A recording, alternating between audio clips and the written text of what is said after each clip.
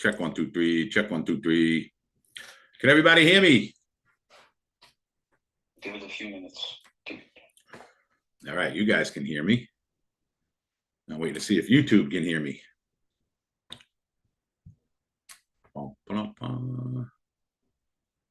Any reason we didn't short ES this morning? When? All right, Dave, you're live. You just got my post. Ah, they can hear me. Welcome, guys and girls. Welcome, welcome, welcome. Welcome to our Tuesday night slow markets trading. How's everybody doing today? Everybody good? Give me a 1 if you guys can hear me and see my charts. All right. Scotty's in there. Excellent. Beautiful. So we get together every Tuesday night, guys and girls. Tuesday and Thursday. You see Scotty in there, Scotty Bavell. He runs things on Tuesday and Thursday nights. Not my guys, but how many people who are joining us? You can't see my face? Let's see. Let me put my camera on. Where is that, Roman? Oh, in Zoom. In Zoom. Hold on. So you guys see my face now? Everybody? It's peanut butter coffee time. So we get together on these Thursday nights. The futures are going to open in 2 minutes. How many people who are joining us from YouTube are actively trading futures? Anybody? Give me a 1. You YouTubers are actively trading futures. Lewis is. Anybody else besides Lewis? Just Lewis. Okay. Roman, I'm hanging up on you. Ken was. Ken, why'd you give up on it? I just opened my prop account. Excellent. Beautiful. The reason we want everybody to be trading futures, guys and girls, is because it only costs, well, now, if you're going to open an account with Apex till the end of today, it only costs $13 to open up an account. 13 bucks. You can start your trading career. That's the most you can lose with it. Losing it is $13. I'm waiting for Peter to come in. We'll go over some trades that we did today, and if we see any trades setting up. All right, so everybody can see the futures just opened, if you can see. And we're doing absolutely nothing right now. Prefer to trade stocks and options. All right. So I'm looking at my futures chart right now. First of all, what is a future, guys and girls? I am looking at the ES. That is the futures for the S&P 500. This is the mini S&P 500 futures. So whatever the spiders usually do, the ES is going to follow. You can see the spiders just ticked up a tiny little bit, and the ES just ticked up a tiny little bit. So we use technical analysis to decide what trades we're going to do and when we're going to do them. So what I'm looking at right now, we'll go over some trades from earlier. If anybody has any questions, okay, about anything futures related, please, please ask us, please. So we're trading at 64.05. We have a 200 EMA at 64.20. We just hit our 65 EMA at 64.09. So technically speaking, guys, if we just spiked up 10 points to hit the 64.09, we could have got into a trade, and it went down 3 points from there. Generally speaking, when we get into a futures trade, we're looking to make anywhere between 2 and 5 points. So if I trade one ES contract and I make 1 point on it, I've made $50. If I trade 2 ES contracts and I make 2 points on it, I'm making $100. So I have a technical up here at 64.20. We're just going to leave an order out there in that, in case we spike up 15 points. What up, Peter? What's up, team? How's everybody doing? Welcome, welcome. And you'll see I put an order up, limit order, at my 200 EMA at 64.20. So I want to talk a little bit about the market in general, guys. I want Pete to talk a little bit. It happened to be in a stock today, and we had an absolutely spectacular reversal swing trade set up. But we'll see. Sometimes it happens in the futures too. But I have been of the camp that the market's been severely overbought for a little bit now. But again, the market can keep going up longer than we can stay solvent. That is for sure. Yes. But I've been watching this AMD in particular, and I'm going to show you guys a daily chart. And today was exactly the day to start shorting a little bit of this. Check it out. We had 1 day, 2 days, 3 days in a row up, really spiked up. We were and are 20 points away from our closest moving average. Now look at this beautiful trend that AMD has been in really since May, right? Amazing, right? Amazing. I mean, we use our 9 and our 15 EMA to get into trend trades, and I'll show you how that works with futures also. And if you go back to early May, it hit our trend lines at about $117. It's up 65 points since then. So listen, I have no opinion in AMD. I don't own it long term, but I am a trader.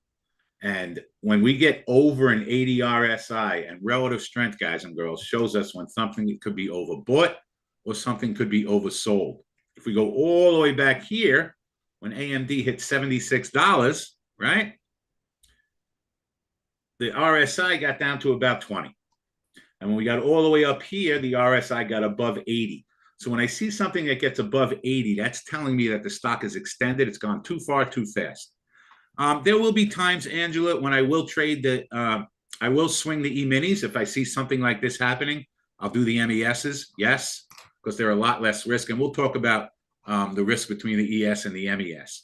But for everybody who's joining us on Twitter, on YouTube, we want everybody to open up a futures account. You can open up an account with as little as $16 with Apex Trader funding. And That is our preferred you have a futures code trading platform. Okay. You can just use code WSGTA. You'll get the best sale available. We and Peter are not affiliates of them. We do not get paid when people sign up accounts. We just want people to get these accounts open, and then we want to be able to help you and teach you how to trade those accounts. Okay. So we got over an 80 RSI in AMD. And this morning, if anyone follows my Twitter at Trader2179, if you guys don't follow my Twitter, I posted today in real time on our 5-minute chart today, when the stock got up to this pivot point, which is a big resistance level, I posted in real time that I'm shorting AMD at $182. Okay, the high was $182.31, and I'm just letting my chart catch up. Give it a second. There's a little bit of a lag here, so let's let this chart catch up. that the rest of the day, David? It came in? Yeah. So I tweeted out that I was starting a swing trade at $182, was willing to add to it if it went up from there. And today, the stock went from 182 back down to 176. Nice. So I tweeted out 10 minutes after I posted this, I bought some back for $1. I bought some back for $2. I bought some back for $3. And when I made between $4 and $5 on the whole trade, I got out of the trade. So this was 1 day today. And literally 15 minutes after I posted it, it started going down. Why? Because it just got severely overbought on a daily chart. So we're looking at the SPYs, right? And it doesn't look the same, okay? Because it's kind of hugging our trend lines. We'll go to ES since we're talking about futures, right? Let's look at the E-minis, okay? So it's not overextended. It's kind of just, it really never has been. It's kind of just hugging this trend line the whole time. So I wouldn't be looking to do a short in this for a swing trade unless we had that strong 3 days in a row up and we got close to an 80 RSI. So is the market overbought? Let's look at a weekly chart, okay? Yeah, this is a weekly chart now, right? So on a weekly chart, check this out back here, guys and girls, okay? AMD has been extremely bullish. Here's one thing, guys and girls. When I'm trading a stock or a future or an option, I could care less what anyone else says about it, Angela. A lot of people love AMD. It's the greatest stock in the world, and it is. It's gone up 100 points in 6 months. I'm a trader, all right? We are traders. I'm just looking for opportunities during the day to make my trades. Listen, I own Netflix for 20 years. I own Apple since 1986. So I'm not against buy and hold, right, when you find the right things. We are extended on a weekly chart in the ESs. My closest moving averages, which is my closest support level, is down 220 points from here, okay? And if we go back in time on a weekly chart, at some point, this has pulled back to my trend lines, pulled back to my trend lines, pulled back and blasted through the trend lines, right? So I would not be surprised at some point if we pull back to this trend line. And that's down 200 points from here. If we go to a monthly level, and again, I don't really care because I'm a day trader. Look at the monthly chart, okay? We have basically, I mean, almost double from the lows of October. And on a monthly chart right now, we are about 500 points above our trend line. So again, this doesn't really matter for short-term trading, but my general feeling is that the market's just been very overbought for a long period of time. Today, we looked at UVXY, and this is the first time I looked at this for a swing trade. The UVXY does the opposite of what the SPY does. This is a fear index. So it measures when there's fear in the market.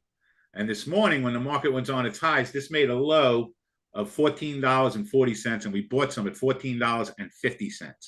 Again, I like to hang on for this a couple of days. It's not something I'm going to hold on to forever. But we ended up getting a trade out of it today from $14.50 to $15 and to like $15.40, which is a big percentage move in a stock like this. A lot of people, when this gets really cheap, they have it in their portfolio just against having one of these gigantic moves up or down in the market. And if we look at a weekly chart in this, okay, this was August, right? When me and Peter were shouting from the rooftops to buy everything. This thing went from $20 to $63 in 1 week. This is when the SPYs had that gigantic move down to like 200, what was it, $418, something like that? Yeah. It was down 247 points. That was the day. It got to $481. Right. Just Sunday night, guys and girls, I called an emergency meeting in my trading room. And I said, guys and gals, this is the time to be buying it. And at that time, everyone thought the market was going lower. There was fear everywhere. That's it. It's all over. We're never going up again. Well, guess what? For the last 8 weeks, we're never going down again now. These are always opportunities, guys and girls, especially if you have a long-term horizon and you're a young person. I look for opportunities like this to add to my long-term holdings. And I also sell my long-term holdings as they're making new highs. Because I guarantee you at some point, the spiders are going to pull back, and they're going to pull back significantly. I can't tell you when. I can't tell you why. Pete's going to talk about this in a minute. I want to talk about overall market. But there's a lot of overhang out there still. And that's what I want Pete to talk about. We got the tariffs. I mean, that could be come up at any time. There's just a lot of stuff out there. And I don't want to sound like Alan Greenspan, but we're getting to a little irrational exuberance. Go ahead, Pete. Talk for a couple minutes. Talk about the overall market. Guys, if we see any trades set up, we will do that. I'm just looking at the ESs. I have to tell you guys, before Pete goes, trading has been extremely slow, okay? Anyone joining us on YouTube that is trading futures or anything else and has been struggling with it, give me some ones if you're struggling with your trading. We got like 50 people here now. That's good. Or maybe as you peeps on YouTube, maybe you're not even trading yet, right? Give me some ones if you have very little trading experience. Give me some twos if you're struggling with this. If you're here, just type it in down there. Trading has been very, very slow. Opportunities have been few and far between. And you just have to be extremely patient, extremely disciplined. I'm going to say this, I mean, the last month or so, not that we've had a ton of trades, but we've been probably close to 85% on our trades. It's been really good. But you got to be extremely patient, extremely disciplined. After Pete talks, I'll show you a couple of trades that set up for us today in the ESs that we're able to take advantage of. Go ahead, Pete. Take it away. It's all yours. Got it. Welcome, everybody. Welcome to the Wall Street Global Trading Academy YouTube. Really happy to be here. Thanks, David.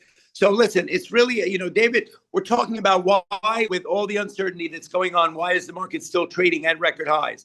And are we at an inflection point for the market to go up or the market to go down? David talked about it there with that AMD trade, right? When you have what's called capitulation on the way down or the way up, right? When a stock like AMD spiked up 3 days in a row with the RSI. So David has a strategy, right? Where the reversal swing trade is when a stock there's certain components that have to make up each one of David's trades, right? It's a little different than a lot of other day traders, but one of David's trades, the reversal swing trade, is 3 days up with the RSI below 20 or above 80, and then you anticipate the stock to come in. On the way down, David also described the massive sell-off we had last August when we were down 247 points on August 5th. It was partially due to the Fed. It was partially due to the Japanese stock market overnight. It was partially due to a big bond thing. But we had that capitulation on the downside. When stocks get overbought or oversold, very often people feel, well, oh my God, there's fear in the market. We got to get involved on the downside. We tend to be a little bit contango on that kind of a trade. We see, if you go back to all of the pullbacks, sell-offs, we don't use the word crash. We've only had about 7 crashes, maybe 5 in the last 100 years. I call what happened in February, March, April this year as sort of a mini crash. Okay. But when you see markets do things like that, it's really important to look at them. In 2024, we had 7 pullbacks. And every one of them, we had one in April, we had one in July, we had one in August, September, and November. Each one of them was very big at the time, and it looked like it was the beginning of a much bigger sell-off. It turns out it was an opportunity. It was a buying opportunity. If you go back to even the biggest crashes, the crash of 87, where I was, David was there, the crash of 2000, the bubble, the 2007 and 8 financial crisis, COVID. Each one of these crashes and a super aggressive, more than 20% sell-off in a short period of time was a better buying opportunity than a selling opportunity. Okay, what's happening in the market right now? Yes, there are some looming things, but at the end of the day, why did we sell off from February to April? February 19th was a record. The only thing that is consistent with a crash or a major sell-off is before it happened, the market was trading at record highs. This February 19th, the market was trading at record highs. The administration, Mr. Trump, decided to start engaging the policy on tariffs. Single-handedly, we had the whole market reach such a level of fear that over 11 weeks, the market sold off 20.8% from February 19th until April 19th. Okay. And at the time, I said it over and over and over again on all different platforms. Are we going to look back at this time as a time where we should have sold because it's going to get a lot worse? Or once again, is this sell-off a buying opportunity? I was wrong, and I did a whole bunch of mea culpas on it because I kind of was not able to put myself in Mr. Trump's mind to figure out what he was thinking around this tariff thing, because at the time, he was talking about 185% tariffs. We're talking about Apple iPhones going from $1,000 to $3,800, right? The knapsack that you buy for your kid going for $90. So at the time, but net, in retrospect, with the only silver lining of that major sell-off that we saw that time of this past April was, I said, if you can sell off that much that fast, the only thing is we can also reverse and make it all back. In fact, it took 11 weeks to sell off. We were back to even in 4 weeks. The president said buy the market. A number of other things happened. We got a couple of deals set in the tariff space. So right now we are trading once again at record highs. David said that over the last couple of weeks, it's been a little bit anemic as far as, look, for traders, we like volatility. Day traders, for investing, it's different. But from a day trading perspective, volatility is the lifeblood of our market. And the last couple of weeks have been what's called rotation. We're not seeing a big upside. We're not seeing a big downside. Okay. We are seeing a rotation, meaning that people are getting out of their higher and lower performing stocks and looking for opportunity. That's a good sign. That means people are not dumping the market. People are looking for new opportunities. Right now, last quarter, we had we had good earnings, but it was shrouded by the fact that we were not able to have guidance, right? Earnings is what happened last week. Guidance is what happens next week. Because of the uncertainty around tariffs, even companies like JP Morgan, United Airlines, General Motors, Ford, all of these major companies could not give guidance when they did their earnings report, and that caused that anxiety and fear in the marketplace, okay? That was one of the biggest contributing factors to the major sell-off.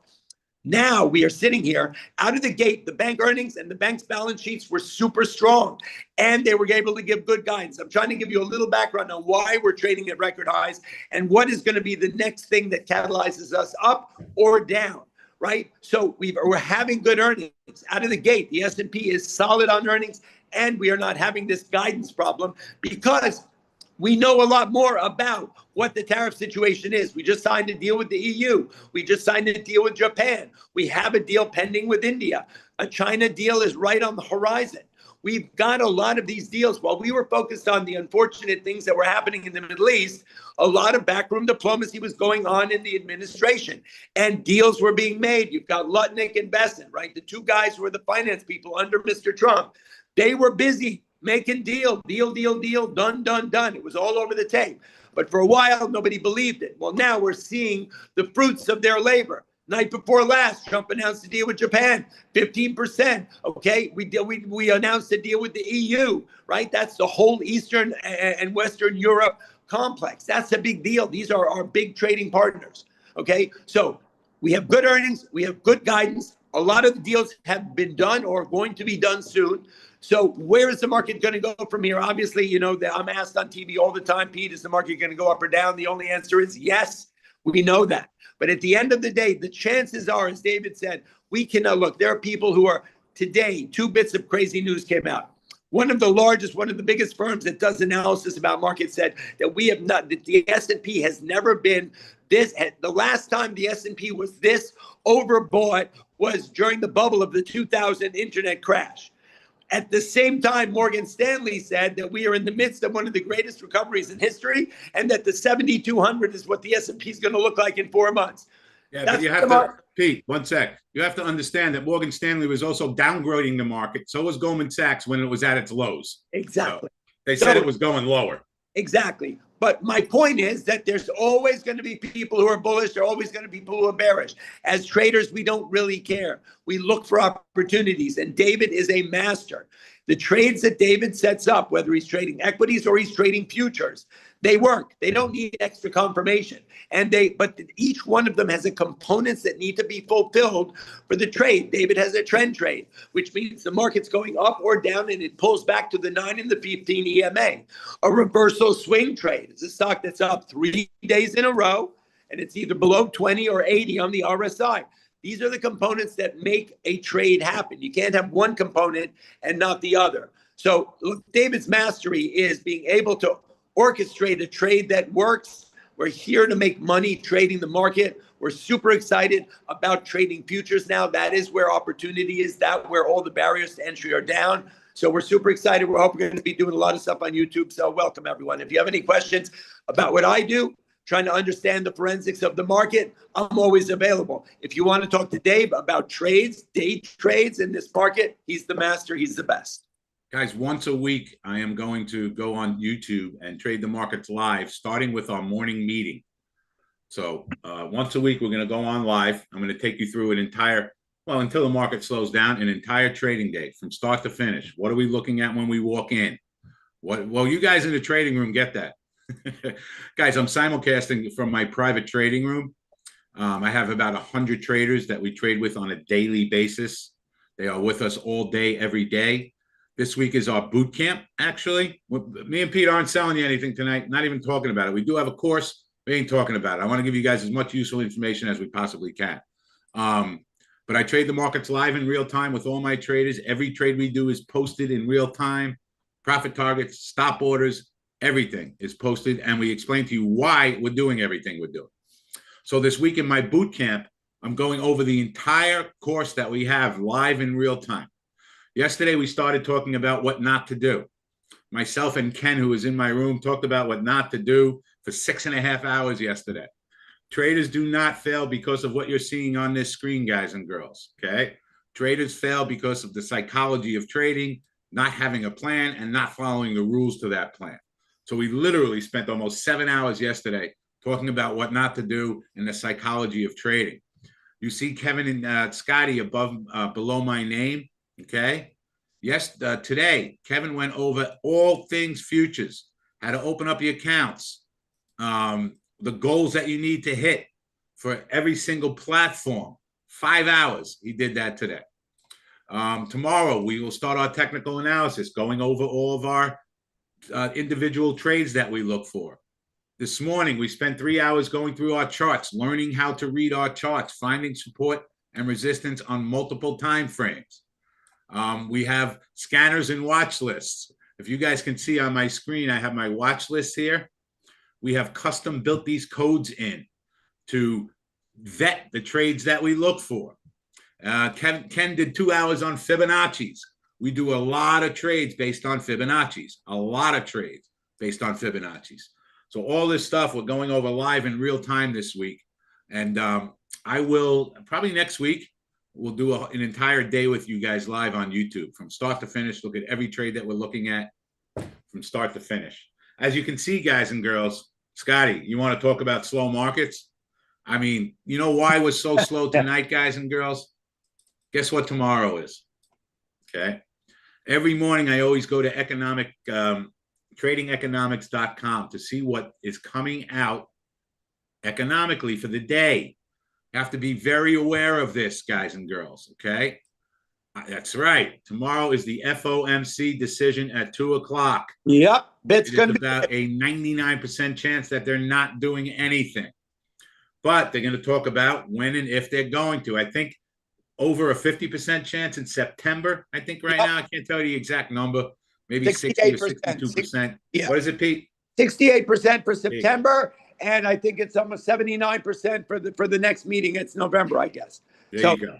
People believe that it's going to happen this year. A lot of people are hopeful, like the president really wants it to happen sooner than later. One last thing I'll just say about the Fed cutting rates. So everyone needs to understand the president has been on Mr. Powell's butt, excuse my language, to cut rates. Now, the reason that Powell did not want to cut rates, you have to understand, this is a big economic thing. While there was the threat of these major crazy tariffs, okay, which affected our economic growth. When you're in a low growth or slow growth environment, which is caused by tariffs, and you cut interest rates, you end up with this thing called stagflation, okay, which is just a stagnant economic growth and inflation. There's no out on that. The only way there's no solution for stagflation. You just have to live through it. And that's what Mr. Powell is trying to avoid. Now that we've gotten a handle on the tariffs and we're looking at 10 to 15% top in tariffs, now the opportunity is there to cut interest rates. So Mr. Trump will probably get what he wants, but it's a matter of negotiating whether it's September or November. And I'll let you go, David. Yeah, exactly right. So tomorrow, we will have, and usually tomorrow we got our GDP at 8:30 in the morning, okay? Anything I see here that's red or black, do not have any positions out, do not put any orders out. Let the news events come out and happen, and then we react to them, rather than trying to guess what's going to happen when these news events come out, because that's a recipe for disaster, especially when you're trading futures. Tomorrow, probably from 1:30 to 2 o'clock, we'll have some wildness, up, down, sideways. 2 o'clock, they're going to announce, more probably than not, that they're not changing the rates. And then 2:30, we have the press conference where Powell comes on and bores us to tears for an hour. But the market, a lot of people do not trade Fed day, okay, because it's going to be wackadoodle, up, down, and sideways. I will look for my far from moving average trades when this starts coming out, levels that I have far away from where we're trading.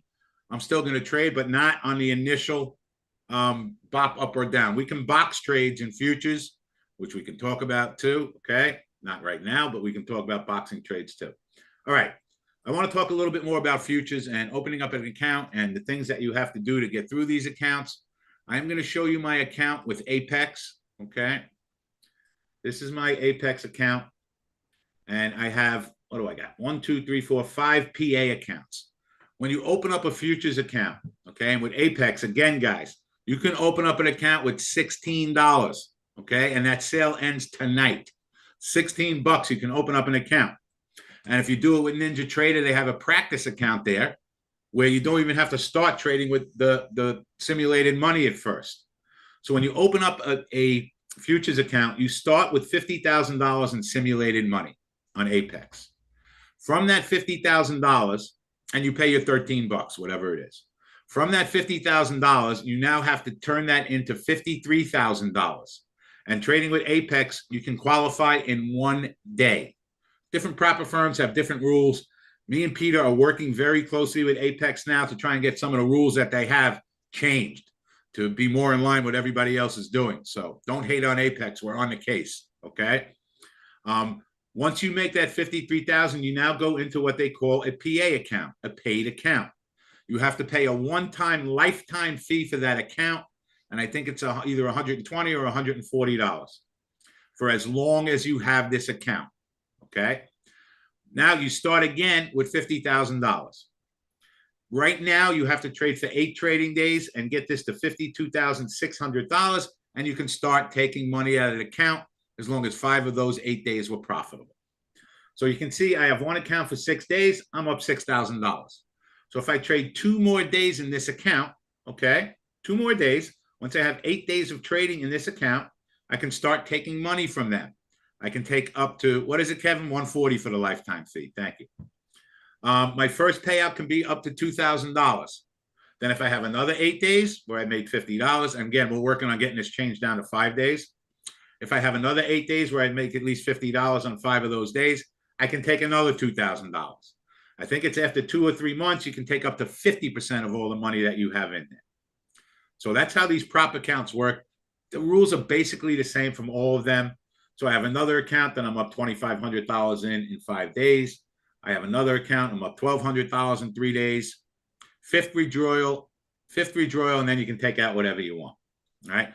I just started these accounts when we started our deal with Apex, which was like 6 days ago. Okay. So in 6 days, using our methods, trading what we do, not having 20 or 50 or 100 contracts. I know you guys see a lot of people out there. I won't mention any names. They're trading 20 accounts at one time. They're trading 50 contracts in each account. And you'll see these huge numbers. I'm taking $1 million out. I'm taking $500,000 out. That is less than the 1% of the 1%. Okay. And some of those people are buying in one account or in one firm and shorting in another firm. And they're trying to get rid of that now. And they're only showing you the trades that they're making money on. Right. This is work. It takes some time. At the beginning, if I can make $200 to $300 a day trading the futures, I am very, very happy doing that. And it's certainly attainable. We're going to have losing trades. We're going to have losing days. Everybody does. Anyone who tells you they don't is full of crap. Okay. So, total in my 6 days of trading on these accounts, I have made $6,000, $8,000, $10,000, about $11,000. Okay. About $11,000. Do I make a living trading? Let's put it this way. I haven't had to make a living trading for the last, I retired, guys, at the end of 1999. So I've been retired for 25 years. I was 38 years old when I retired from working on the New York Stock Exchange. I have been trading every day of my life since then. But we want to be able to teach people how to do this so that they can make money. I am not a big trader. I trade 1 or 2 contracts. You're never going to see me trading 20 contracts or 30 contracts because I try to keep this as realistic as possible for people who are struggling with this or who have never done it before. That's the game here, guys and girls, okay? A couple of $100 a day keeps the doctor away. And we teach people how to do that on a consistent basis. And again, we're going to have losing trades. We're going to have losing days. With Apex, you can trade on Trade-of-8, you can trade on Ninja, and you can trade on Wealth Charts. As a matter of fact, I have a PA account on Wealth Charts also. My day, guys, is spent, my day, Kevin's day, Scotty's days, all these guys trade. My day is spent helping people learn how to do this, okay? The money I make trading is not going to change my life. And I can tell you this, me and Peter do not make a lot of money doing what we're doing, okay? We don't. We sell our course. I think we make about $6 a course. We take care of a shitload of people, pardon my language, and we're really trying to get as many people to figure this out as possible. I love this, guys and girls. I started working on a Florida exchange when I was 24 years old. I have never done anything else in my life. Pete's a similar story. We started working down there together in 1985. We busted our asses. We started at the bottom, lowest you can possibly start on the exchange. And I became a clerk in less than a year. I became a broker in 5 years. I became a partner of my firm in 10 years. And then I retired when my firm was bought for $2.5 billion. I did not get $2.5 billion, just so you guys know. Okay. But I love this. I love it every day. I love everybody that's part of our family. There is nobody, when we are in our trading room or we do things like this, we're just trying to help as many people as we possibly can. I love you too, Trent. So we use our think or swim charts, yes, and we put our orders in Ninja Layton. Yes, 100%. Yes, yes, yes, yes, yes. I am always available to you guys. I'm going to put my email in here for everybody, my personal email. If you have any questions about futures or about anything, you let us know. We're going to be, I want to show you guys a couple of trades before we get out of here. This market is not going to do anything tonight. I can tell you that right now. Look, Scotty, what are the chances of getting a trade tonight? Maybe to 9 o'clock, right? Yeah, Maybe. only until 9:30. Asia opens last opportunity for us. And what time is that? 9:30 Eastern time. Yeah. But you can see, and quite frankly, a lot of times during the day, this is how this has been, right? So I want to just share a little technical analysis with you guys, some of the things that we use, okay? I use 5 different moving averages. These show me support and resistance on a chart, okay? Support and resistance tells me where I might want to buy something or I might want to short something.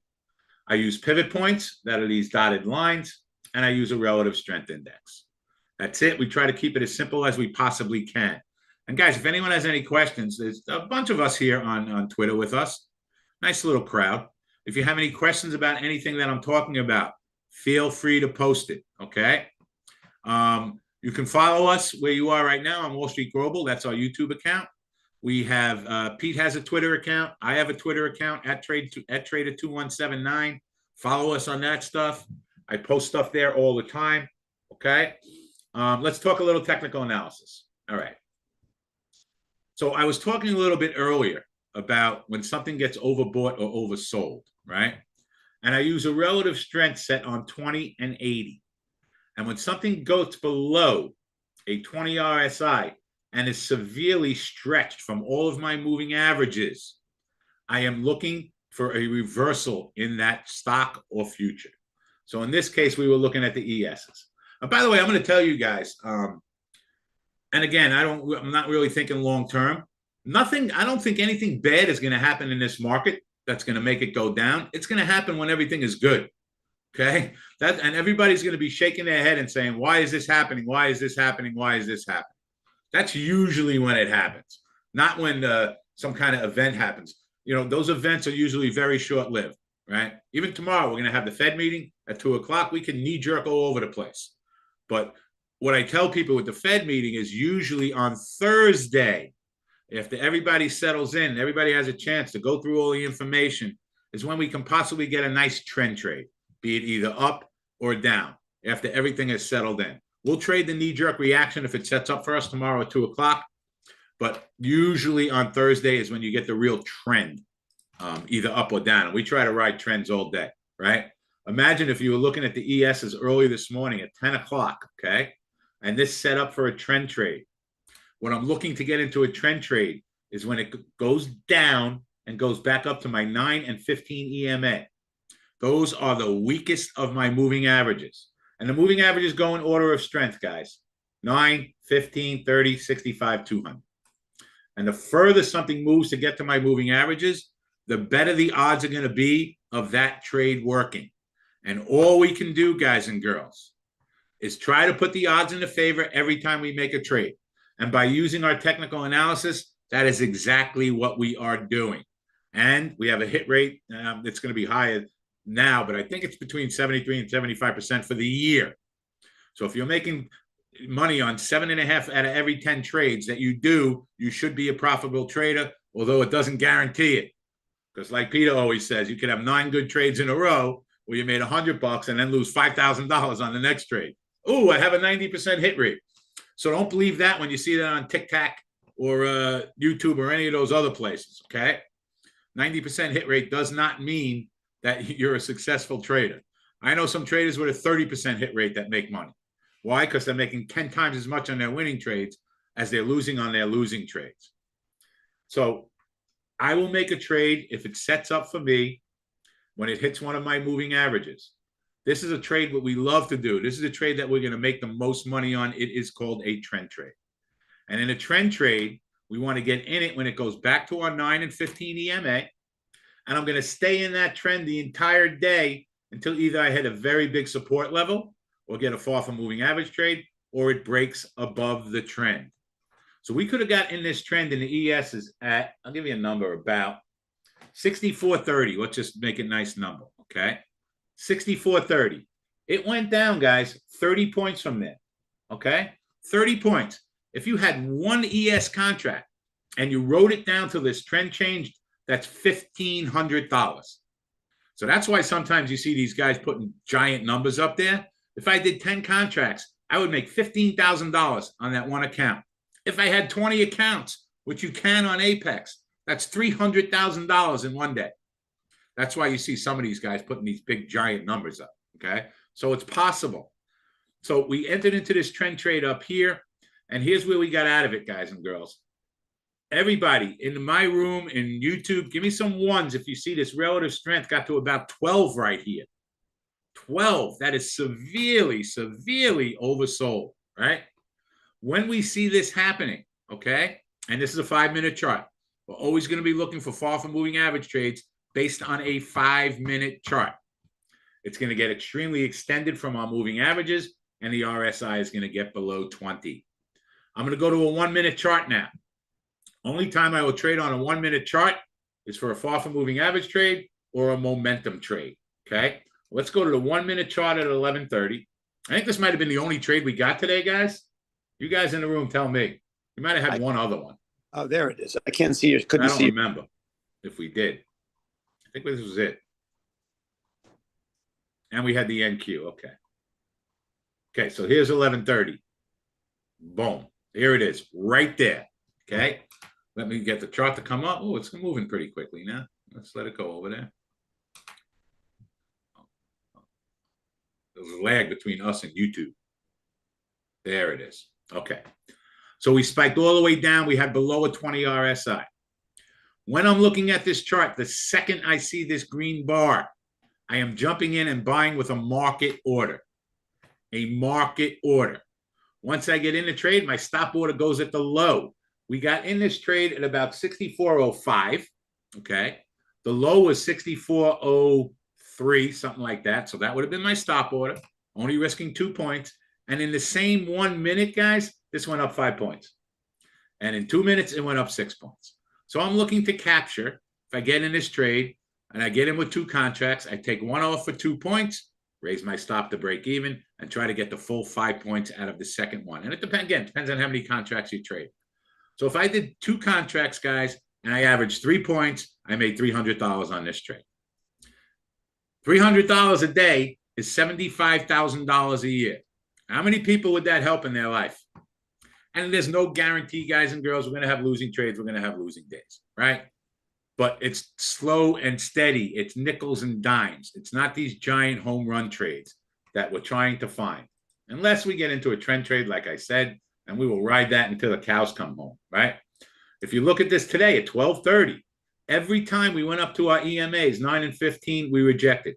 9 and 15, we rejected. 9 and 15, we rejected. Until we broke over the trend right here, okay? That's the end of the downtrend. Now, this is something we look at. We call it a momentum trade, okay? We came close to our 30 EMA. We came close to our 30 EMA. We finally blasted through the 30 EMA, get long above the 30 EMA, boom, boom, boom, boom, boom. We hit the 65 EMA. We went down 5 points. So I like to look for momentum trades too. I just want to see if anything happened market on close today. Did we have anything, Pete? I think we might have. No, it was really nothing. No, I see. Yeah, we had absolutely nothing. Yeah, it was nothing. Days. You know what? We had at 3:30, we went down a little bit. Pete, you want to talk about market on close because it's important for the ESs. Talk about that for a couple of minutes to everybody. Okay, everyone. So this is what goes on. So on the floor of the New York Stock Exchange, we have access to certain information. Imagine in the world we live in right now, imagine I'm a large institution or a large whale, right? I'm a hedge fund, I'm an institution, and an institution that has a large size to trade likes to use the opening auction and the closing auction to embed their order flow. So if you're a big trader, you don't want people seeing what you're doing. So you will put a big majority of your order flow on the open and the close. In the New York Stock Exchange, that is our biggest auctions. Imagine I am a trader and I have 1 million shares of Uber to buy over the day. In a market that goes up and down as volatilely as this market does, what one would do is they would probably buy a couple 100,000 shares on the opening.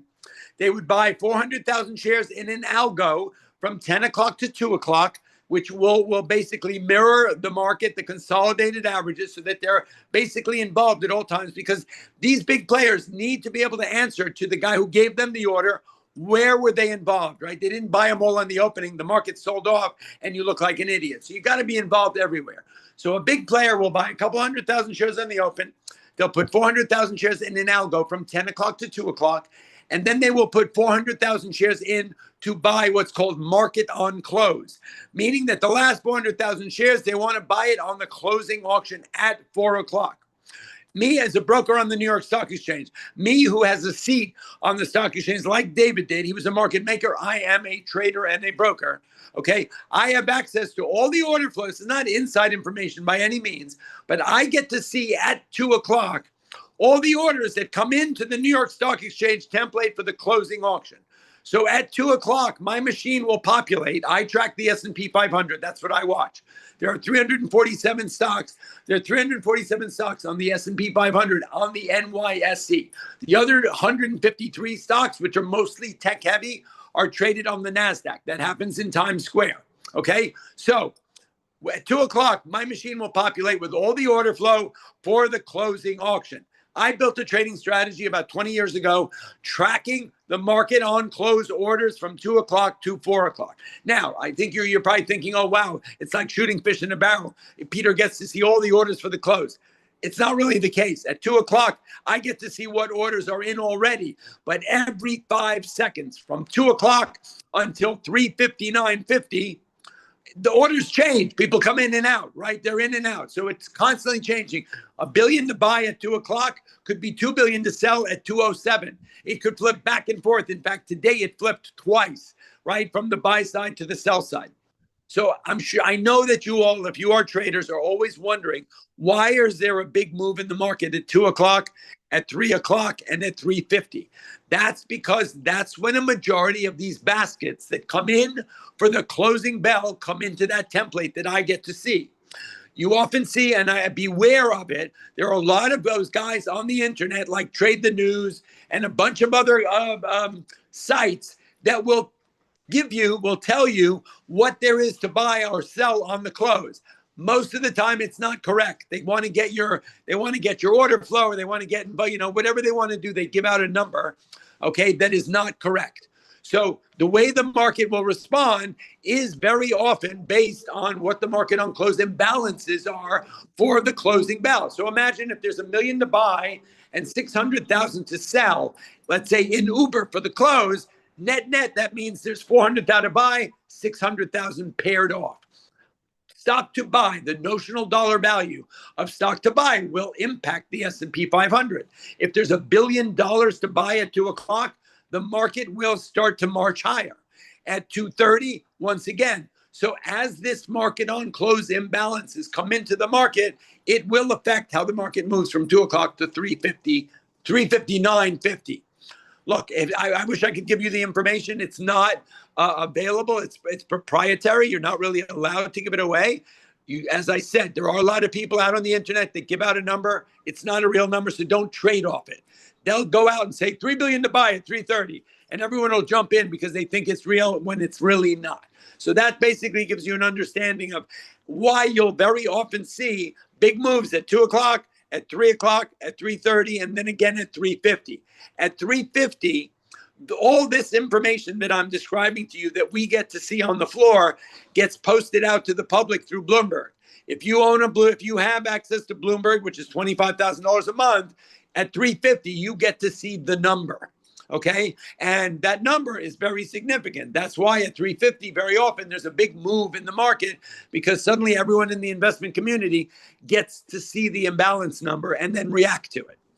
So that's the market on close. Here's the bottom line for us, guys and girls. Our charts are going to tell us what's going on. Okay. So here's the trade-off of this. All right. If we see at 3:30, the market starts breaking down, get at 3:50, 2 o'clock, whatever it is, get on the same side of the trade.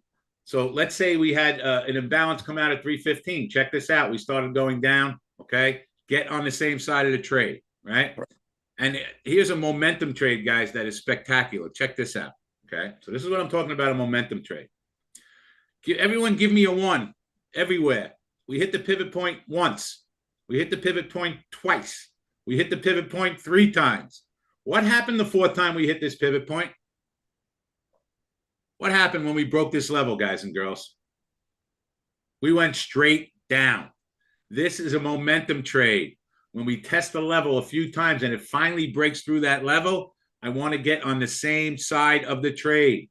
This was good for 64.03 to 63.96, 7 points. See this? Everybody tested, didn't break, broke right here. I'm getting short with a market order. Boom, there's my 3 to 5 points. Literally in 2 minutes. So that's another trade that we look for, is a momentum trade. We have 5 different trading techniques that we look for. Yeah, it broke the support after testing it several times. Everything that we do, guys and girls, is strictly based on technical analysis. That is it. All right, guys, if anyone's going to open up an Apex account, use WSGTA. And if you want to check us out, go to WSGTA.com. The next time we come on, guys and girls, anyone have any questions? Not in my real room. Anyone have any questions on YouTube about anything that we talked about? Guys, this was our first, me and Peter's first venture into YouTube. Into YouTube trading live. And this was great. We had a nice little turnout at first. The next time you will see us, guys and girls, and I'm going to probably plan it for Monday, and we'll advertise it all weekend. I think we'll trade the markets live. Yep. Starting with our morning meeting at 8:30, where we come in and we start looking at things, taking you through our trading setups, what we're looking for, how do we spend our mornings, looking for levels in different futures levels and stocks if we have, and then trading the markets live for the whole morning. So I think we'll do that Monday. Tell all your friends about it. We are going to be live on Monday morning. David trading the market and me breaking down what market looks like for the day. Yeah, and we'll send out the same. I don't know if it'll probably be a different link, but we'll send it all out on Sunday, Saturday, and Sunday. Okay. I posted my personal email for you guys if you need anything. It has been our pleasure to have you here. We had however many people here. I guarantee you next time we'll have twice as much. All right. Send me an email, my YouTubers, if anyone has any questions. Follow me on @Trader2179. Okay. That is my Twitter account. We don't give financial advice, guys and girls.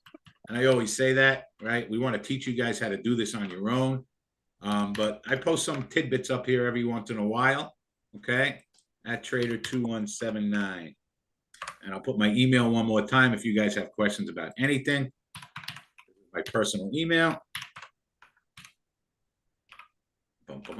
I get, I don't know, a few thousand emails a week, and I answer every one of them. And I get 1,000 DMs, and I answer all my DMs. So if you want to reach me, to find out anything you want, you DM me on Instagram, and I will respond. It will be me, not a robot. There you go. I got to get a robot, Pete. How do I get a robot? I don't even know how to do that. You can get a virtual assistant, Dave. I've heard all about those. Really? Yeah. I need one of them. All right, my YouTubers, thank you so much for joining us. We will see you Monday for live trading. We are out of here like Vladimir. You want to wrap anything up, Pete? Oh, I just want to say something. Tomorrow, be very, very careful with the Fed meeting. Okay? Yeah. Take it easy if you're out there live trading, and get in touch with either me and Peter if you have any questions about anything. We look forward to. Tell everybody about it. We're going to be doing this on a regular basis. So this is the way. If you're a new trader and you don't really know how to engage the market, if you come on Monday morning, you're going to be able to, like, as if you were sitting down with Dave at his desk, talking about watch lists, talking about what's happening, economic stuff. I'll give you a breakdown what happened over the weekend that's going to affect the opening of the market. And then you can get into the game. So I know everybody needs to be, new traders need their hand held in the beginning because they just don't know what to do. Trust me, it's safer to come and hang out with me and Dave than Uncle Herbie on the internet, who's just going to give you a bunch of signals. Correct. So come and join us. And guys and girls, we don't have skin in the game with any of these prop firms. Okay. We don't get paid when you sign up for them. That's not our gig at all. Right. We just want to get everybody on a level playing field and try to figure out how to do this. All right, YouTubers, we will see you on Monday morning. Overski and outski. Bye, guys. Have a good one. We are clear. All right, Scotty, are you even going to hang out?